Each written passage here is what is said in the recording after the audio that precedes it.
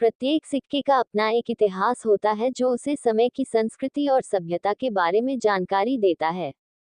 सिक्कों का संग्रह विश्व के सबसे प्राचीन संग्रह में से एक है। यह शौक प्राचीन काल से राजाओं और धनी व्यक्तियों द्वारा अपनाया जाता था। यही कारण है कि सिक्का संग्रह को किंग ऑफ हॉबीज और राजाओं का शौक कहा जाता है।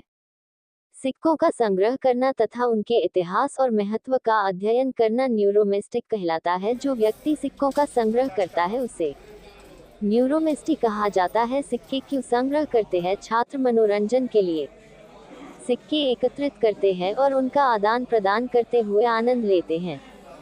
कुछ लोग तो इसे एक शौक के रूप में अपना कर सिक्कों का अध्ययन और शोध करते हैं। कुछ लोग भविष्य में उनके मूल की वृद्धि की आशा से निवेश के रूप में सिक्कों का संग्रह करते हैं। कुछ लोग धातु के आंतरिक मूल या के कारण उसे संग्रहित करते हैं, जबकि बहुत लोग उनकी सिक्कों के कारण संग्रह करते हैं। सिक्के कहाँ से प्राप्त करें? मित्र और रिश्तेदार। आपके मित्र और रिश्तेदार के पास पुराने सिक्के हो सकते हैं। उनसे पूछकर और जांचकर आप उपयोगी सिक्कों को प्राप्त कर सकते हैं। बैंक। आप जिस स्थानीय प्रचलन में सिक्के प्राप्त कर सकते हैं। अत्यंत दुर्लभ सिक्के और महंगे सिक्के आप केवल नीलामी के माध्यम से ही उपलब्ध होते हैं। प्रदर्शनियों और प्राचीन वस्तुओं की दुकान। सिक्का प्रदर्शनी और मेलों में आने विक्रेता भाग लेते हैं और विभिन्न प्रकार के दुर्लभ सिक्कों की बिक्री करते हैं। भारत में 4 जगह से सिक्कों का निर्माण होता है, जिसे टकसाल कहा जाता है, और सारे जगह का सिक्कों पर मिनट मार्क होता है। सिक्कों को संरक्षित रखने के लिए जब तक आवश्यकता न हो तो सिक्कों को कभी साफ न करें। यदि सफाई आवश्यक हो तो सलाह के लिए किसी विशेषज्ञ से संपर्क करें। हमेशा सिक्कों को ऐसे फ्री कॉइन होल्डर में रखें। कॉइन होल्डर स्थानीय कॉइन स्टोर में उपलब्ध मिलते हैं। आर्द्रता को नियंत्रित करने के लिए सिलिका जेल का पाउच रखें, इसलिए नियमित अंतराल पर बदलना याद रखें। सिक्कों को हमेशा उनके किनारों में पकड़े। सिक्कों बीच न छुए, इससे सतह चिकने हो जाती है और सिक्कों की सुंदरता महत्व कम हो जाती है। आपका शुभ नाम? रौनक दत्ता। आप दीप रवि से। ये इतनी बड़ी ऑर्गेनाइज आपने प्रोग्राम को किया, तो इसमें किन लोगों को प्रेरणा मिलता है? कैसे कैसे लोग आते हैं इसमें? देखिए, आज के दिन में बहुत से लोगों को सोशल मीडिया प्लेटफॉर्म्स में कई बातें बताई जाती है कि ये ट्रैक्टर का नोट है जो ये 5 लाख का है या 7 लाख का है, जो कि महज 10 रुपये 7 रुपये का चीज़ है। 5 रुपये का इंदिरा गांधी का कॉइन, ये इतना डॉट होगा तो इतना पैसा होगा, उतना डॉट होने वाला पैसा मिलता ही नहीं है।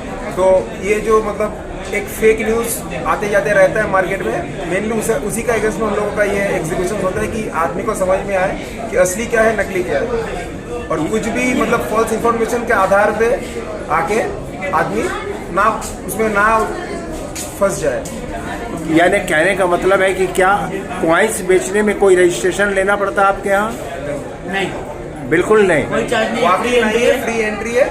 अच्छा, आके अपना कॉइन दिखाइए, अगर कोई खरीदने का उसको पसंद है तो खरीद लेगा। अभी यूट्यूब वाले बोलते हैं कि रजिस्ट्रेशन लेना है, ये लेना है। हमारे पास कोई नहीं है, कोई रजिस्ट्रेशन नहीं। बिना रजिस्ट्रेशन का वॉक इन डायरेक्ट। ये तो आप पुरानी धरोहर जो हमारे भारत में पुरानी सिक्के चले आ रहे हैं उसका एक संग्रह करते हैं। आप क्या बोलना चाहिएगा आम दर्शकों को? देखिए, हमारी जो पुरानी सभ्यता और संस्कृति है ये पुराने सिक्कों में दर्शाई जाती है।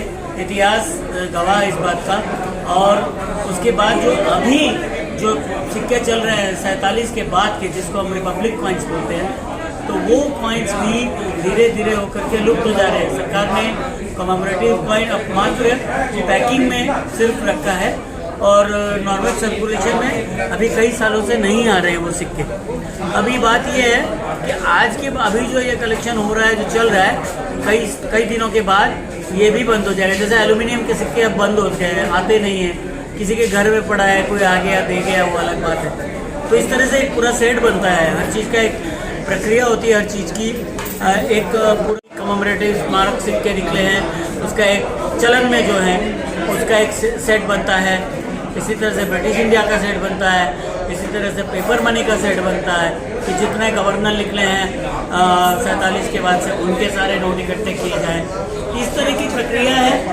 ये हमारा प्रयास है कि बच्चे भी जागरूक हों। आज के दिन में ज़्यादातर लोग सोशल मीडिया में इन्वॉल्व हैं। ये इस तरह की जो चीज़ें हैं जो अपने देश की सभ्यता, संस्कृति और धरोहर को हम बचा करके रख सके आने वाली जनरेशन को दिखाने के लिए। ऐसी हमारी सोच है और हम स्कूलों में भी प्रचार करने के इच्छुक हैं और लोग बुलाते भी हैं, हम लोग जाते भी हैं, प्रचार करके आते भी हैं। ऐसे कोई बात नहीं। ये तो बहुत बड़ी बात है, आपने धरोहर को बचाया और बचाने की कोशिश कर रहे हैं।